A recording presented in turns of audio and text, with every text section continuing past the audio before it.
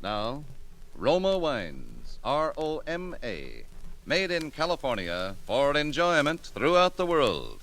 Roma Wines present Suspense.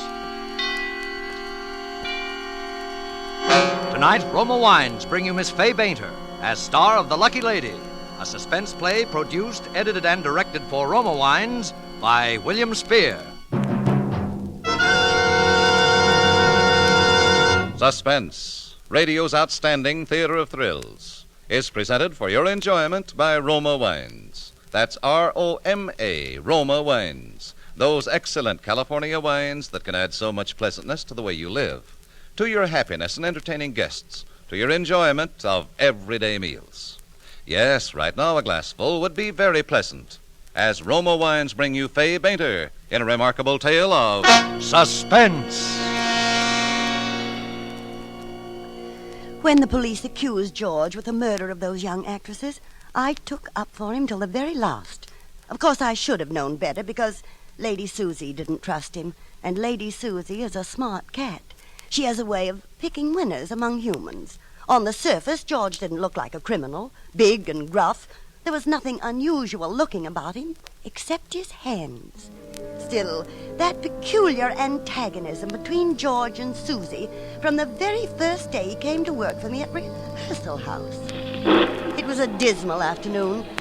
The rain had been pouring steadily for hours, and in the unreal half-light of the old brownstone parlor, those blunt, twitching fingers seemed grotesquely alive with evil.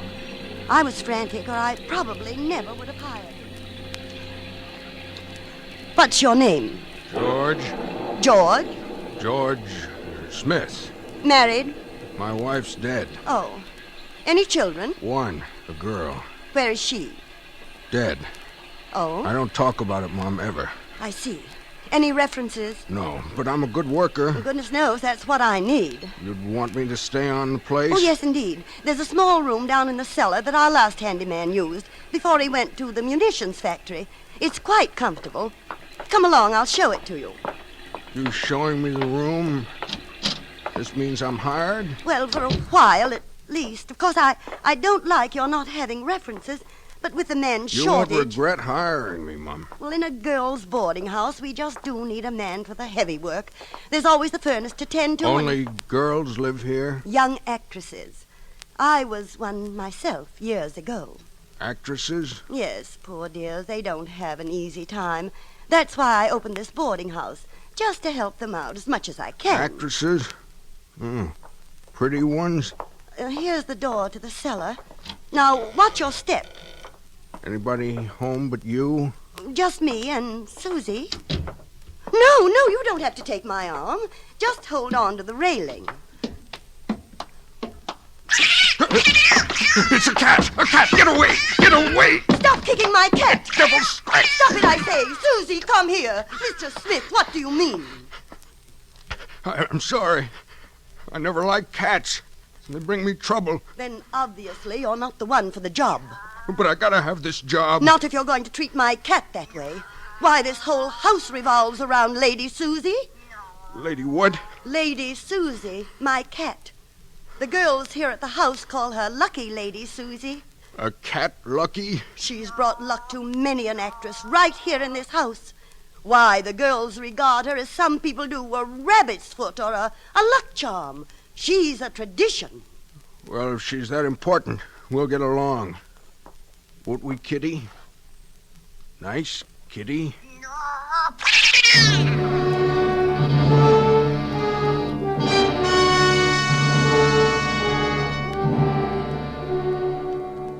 No, I wouldn't have hired George, but I had to have a handyman. But I think I realized right then that he was no good for the house.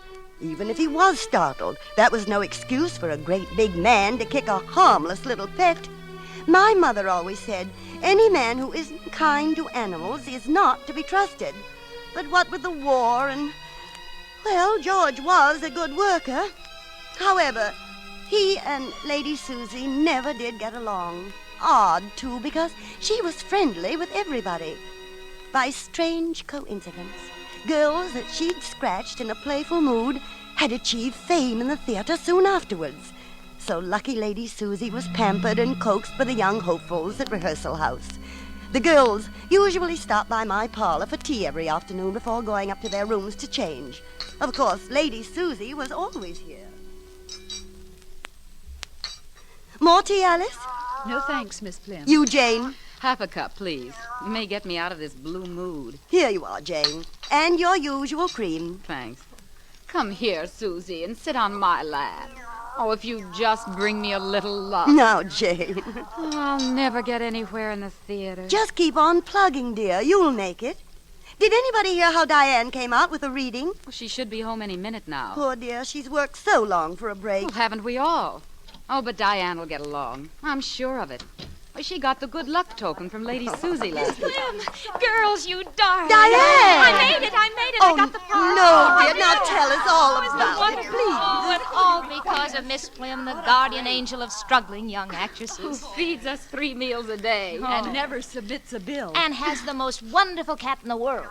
Susie, you know, don't you, that you're making me a famous actress? Now, Diane, Susie just gives you confidence in yourself.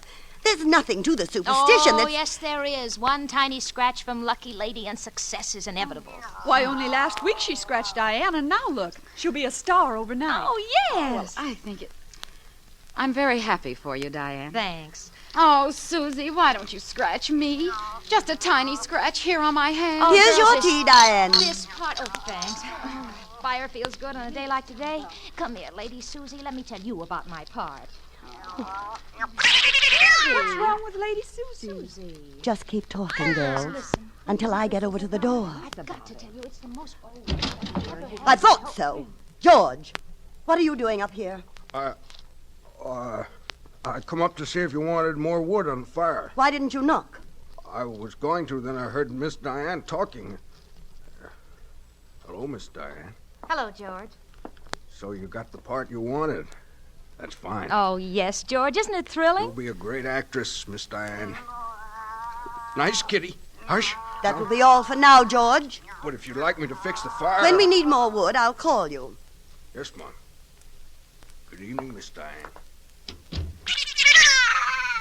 He knows everything about us, doesn't he? I don't like it. The idea, his listening at the door. Oh, come on now, Plim. He's harmless. He's lonely. Poor man does everything he can for us. You trust everybody, Diane. Too much. Well, it does seem safer with a man in the house. There's something sinister about him, and Susie doesn't trust him. The way she claws the rug and that strange yowl of hers whenever he's around. I wonder why she does that. Could be a warning of some kind. Just be careful, girls. I don't want anything to happen. Oh, Miss Plim, thanks to lucky Lady Susie, nothing but good can happen to me from now on.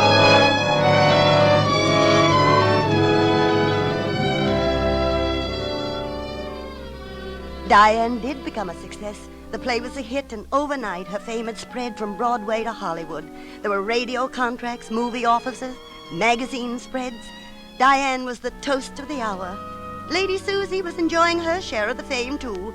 But Diane's press agent knew the value of a good story. He played up the superstition of Susie's ability to pick a winner.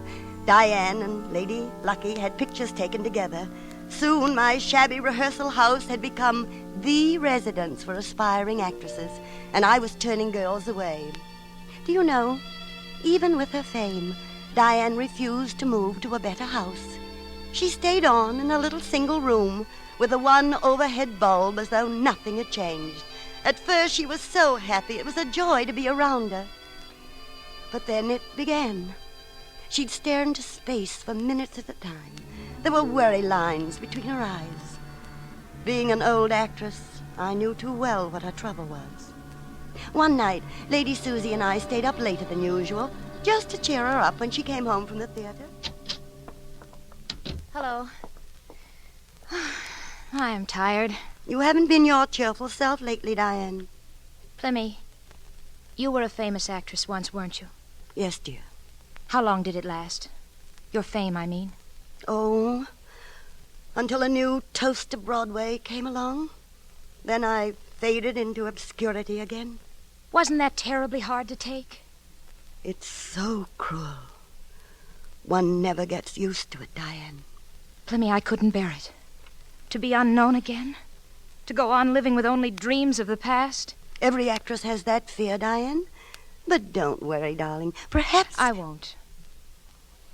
Oh, well, I guess I'll go upstairs now. Why don't you take Susie upstairs with you? She's good company. Oh, Miss Plim, you think of everything. Susie's just what I need. Now, don't you worry your pretty head about the future, dear. It'll take care of itself. Good night, Miss Plim. Good night, Diane.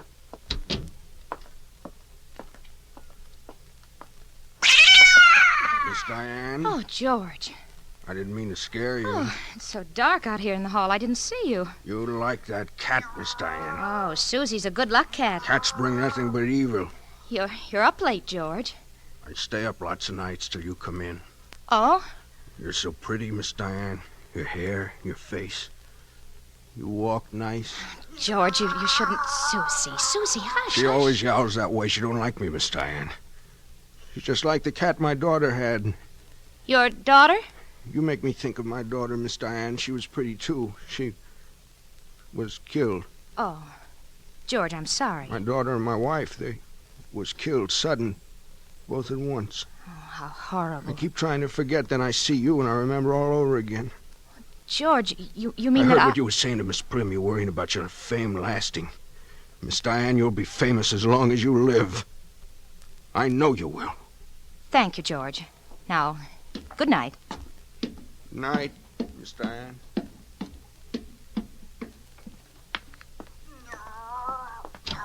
Susie, shh. Susie, be quiet. Why are you so afraid of George?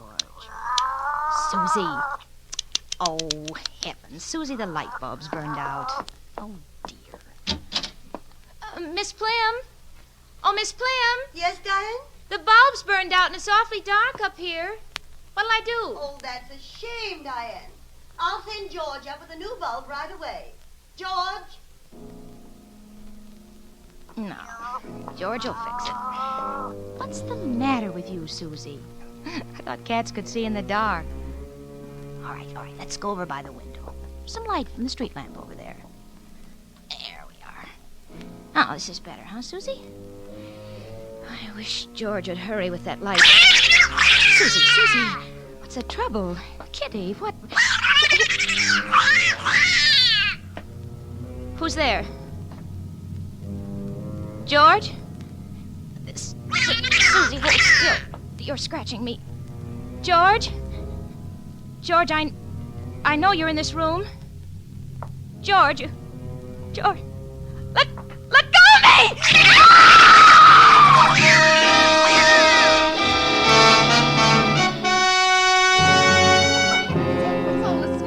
Of course, we all heard the screams coming from Diane's room, and I rushed upstairs at once. I walked into the room, and there lay Diane. I think all the girls knew instinctively, just as I did, that she was... George. That awful George was staring into her face as though he was in a kind of a trance. She's fainted. Pretty Miss Diane, she's fainted. Fainted. She's dead.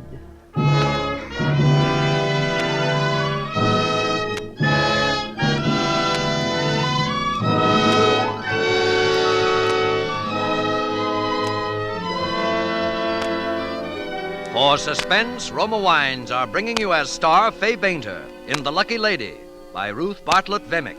Roma Wines' presentation tonight in radio's outstanding theater of thrills, Suspense.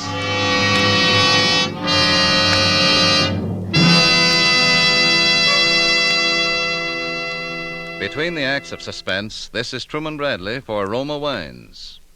Americans from coast to coast know how simple, inexpensive, and pleasureful entertaining can be when Roma Muscatel is served. If you've never enjoyed this rich, golden Roma wine, by all means try Roma Muscatel with cake, nuts, or any tasty snack the next time you have guests. You'll find Roma Muscatel ideal for low-cost entertaining, a taste delight with desserts, too.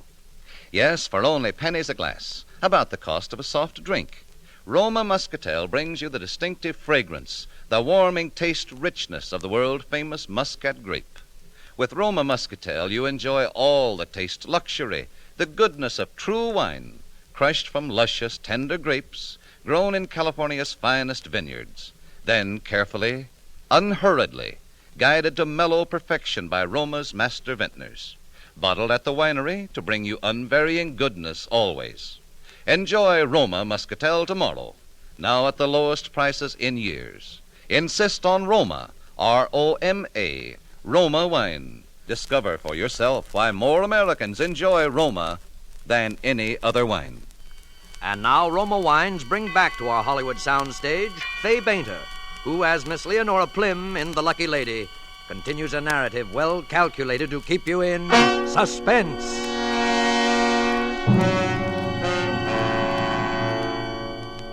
It was certainly a sad and dramatic scene as we all stood there in Diane's room looking down at her, even more beautiful in death than she had been in life. George had that awful, vacant look on his face. Dead? She's dead? George, what happened? I sent you up here to fix a light bulb for Miss Diane. Then I heard a scream. What happened? When I came up, it was dark. She left the door open and I stood in the room. I could see Miss Diane from the street lamp, but she couldn't see me. She was talking to the cat. I didn't mean to hurt her. The light was shining on her pretty hair. I just tried to touch it. Now she's dead. Pretty Miss Diane.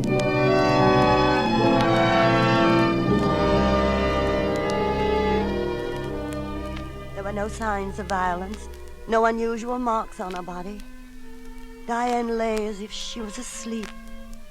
When you police came, you were sure at first that poor George was guilty, but you could find no evidence to back up your suspicions. Besides, even though we didn't like him, everybody in the house took up for George. The girls just couldn't believe that he was guilty. Then, too, the next day, a suicide note was discovered. The inspector found it between the pages of a recent success story about the lovely young actress. It said, "I don't know how much longer the success is going to last, but I do know I couldn't stand being a nobody again. Just any day now, I'll be taking my final curtain call voluntarily. For only through death can an actress achieve lasting fame." The note was signed, Diane. Later, it was announced to the papers that Diane Carville's death appeared to be suicide. However, before this announcement was made public, the inspector had paid me a visit. It's about George, Miss Plim. Yes, Inspector? The state's attorney is satisfied with the suicide verdict. But I'm not. But, Inspector... The screams George found in the room, it doesn't make sense that Diane Carver killed herself. Yes? But I can't prove anything. There's no evidence. Just this uncanny hunch. What do you want me to do, Inspector?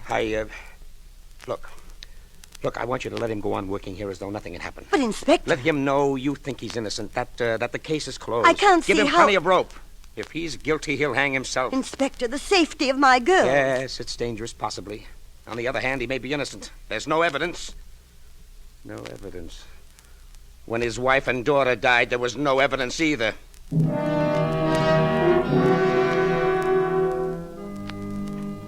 On the very day that George came back to work, Jane, the young actress I've told you about before, came running into the parlor all out of breath. Why, Jane! I got it. I'm set with a guild. Janie, oh, sit down, dear. Have a cup of tea, then tell me all about it. Well, it's the part in the play. And Elliot Nugent said that... Oh, Lady Susie, you wonderful creature. Lady Susie? Yes, last night. Look, here on my arm. But you didn't say anything about I didn't tell anybody. Oh, I've been trying so long that I couldn't be sure even Lucky Lady could change my luck. But she did. Well, of course, the cat had nothing to do with it, dear. You believe she'd charmed you, and you probably read better than you'd ever read before. Yes, George? I was passing in the hall, and I heard what Miss Jane said. I'm glad for you, Miss Jane. Thank you, George. Now you'll be a famous actress, like Miss Diane. George. Excuse me, Mom.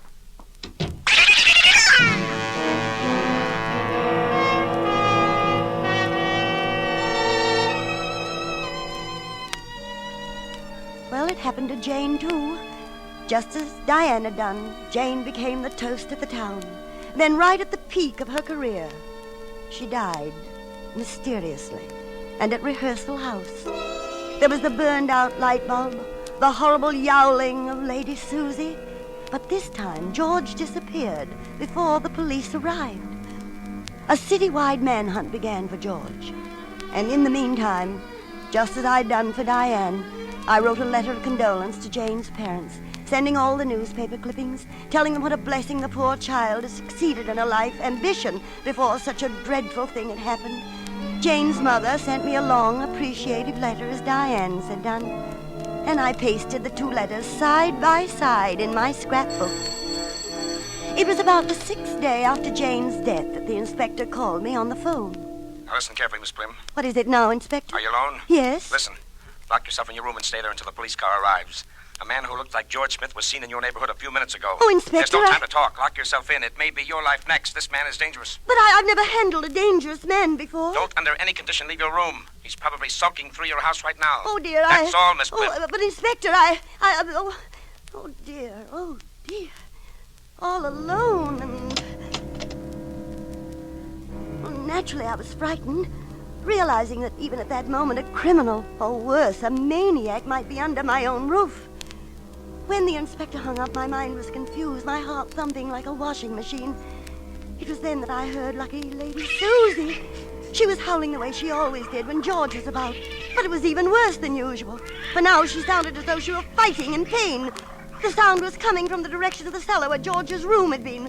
The warnings of the inspector forgotten, I ran down the hall toward the cellar door. All I could think of was that my poor little cat was probably being tortured. Susie! Lady Susie! Susie! I opened the front door, then I stood there weak and chilly all over. For there was George, angry as I'd never seen him. With his big hands, he was trying to push poor Lady Susie into the furnace. She was writhing and scratching with all her might. You and I hated you since the first minute I came to this house. You brought nothing but bad luck. You made everybody mistrust me. George! George, drop that cat this instant. Miss Prim. George, I'm ashamed of you. Poor little Lady Susie. Oh, you poor little pet. Come here, kitty. There. But George, I'm terribly angry with you, any grown man who would try to push a poor little helpless kitty into a burning furnace. The cat's brought nothing but trouble. Oh. Why, George, you don't look so well. The cat would be better off dead. It's brought nothing but evil. George, why don't you come upstairs? I was just making some tea. Tea? Come along, George. We'll talk it all over in the parlor. You know the police are after me. Of course, George. But they'd never think of looking in my parlor for you. They blame me with Miss Jane's murder.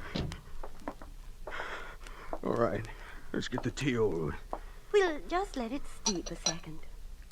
George, I can't forgive you for trying to kill my cat. Why would you do such a cruel thing? I hate cats. They're evil. I understand you're a dangerous criminal, George. What do you prefer, cream or lemon? A creamer. It was my daughter's pet cat that turned over the kerosene lamp and set the house on fire. My wife and daughter were burned. I got the blame. There's your tea. Nice hot cup. Just the same, George, you shouldn't have mistreated Lady Susie. I'm going to turn you over to the police, you know. How's your tea? It's bitter, Mom. I don't like tea. No, don't turn me in, Mom. I tell you, I gotta get that cat. She got me in all this trouble. Drink your tea, George. Drink your tea. Yes, Mom. Come on, open up in here. Is that the police? Yes, George. I'll have to let them in. I've got to get out of here. My head out. My goodness. George is dead. Oh, well. Oh, don't tear the door down. I'm coming.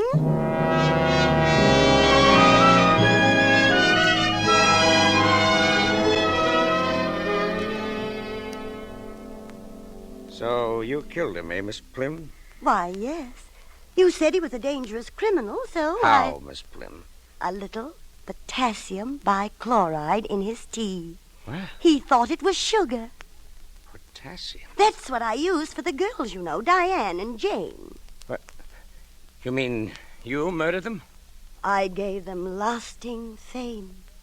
You what? Their names will remain in the history of the American theater forever, because they died at the peak of their success. That's what they both wanted. But But the suicide notes. Oh, I wrote those, of course. You see, all these years I've suffered the tortures of being a has-been, an actress who's no longer wanted. I didn't want those lovely girls to suffer. But how? The poison. When the time was right, I put bichloride under Lady Susie's claws and sent her up to their rooms with them. That was perfectly natural, as the girls loved her so much anyway. The burned-out bulb was my idea, too. You see, when George went in to fix the light, he'd frighten Susie. Then she'd scratch the girls. The poison would take effect almost immediately. I kept telling you George was innocent. But after But Miss all... Flynn... No, you were right about George. I never should have trusted him. Wasn't it dreadful what that horrible man tried to do to my cat?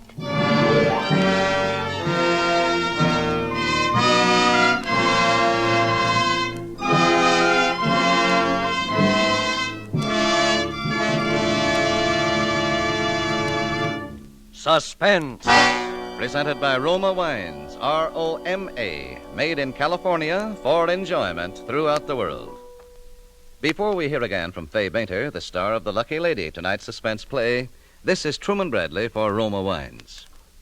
Here's an interesting comment on gracious dining from famous Elsa Maxwell, who says, among smart American hostesses who know how much wine adds to mealtime pleasure, I notice more and more now serve Roma California Burgundy regularly. Dining with Roma Burgundy is a gracious, inexpensive custom I share and enjoy with my friends. Roma Burgundy adds new zest, brings out the flavor fullness of food, and lends charm and friendliness to the dinner table. Enrich your next dinner with the appetizing fragrance and tempting taste of good red Roma Burgundy. You'll agree it's true taste luxury at low cost. For Roma Burgundy costs just pennies a glass. So much for so little, because Roma is America's first choice wine. And you make substantial extra savings when you buy Roma Burgundy in the half-gallon or gallon economy sizes. Enjoy Roma Burgundy tomorrow. Insist on Roma, R-O-M-A, Roma wine, made in California for enjoyment throughout the world. This is Fay Bainter. It's been a pleasant and stimulating experience as usual to make an appearance on Suspense, where an actress never knows until she's read the very last paragraph whether she's a deep-dyed villainess or a lady in jeopardy. Mr. Spear has just been telling me that next Thursday an actor who is an incomparable favorite with all of us will be your star. That'll be Colonel James Stewart, late of Uncle Sam's fighting forces. Jimmy Stewart will appear in a role that I think will surprise you, one unlike any he has ever done before.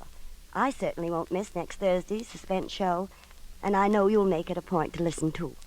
Fay Bainter will soon be seen in the Paramount production, The Virginian. Next Thursday, same time, Roma Wines will bring you Mr. James Stewart as star of Suspense, radio's outstanding theater of thrill. Produced by William Spear for the Roma Wine Company of Fresno, California.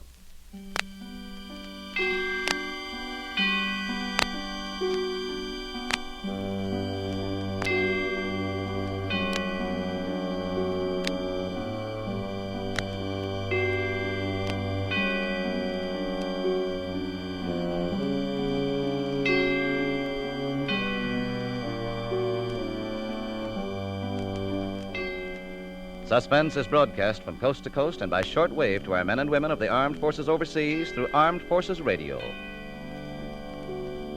This is CBS, the Columbia Broadcasting System.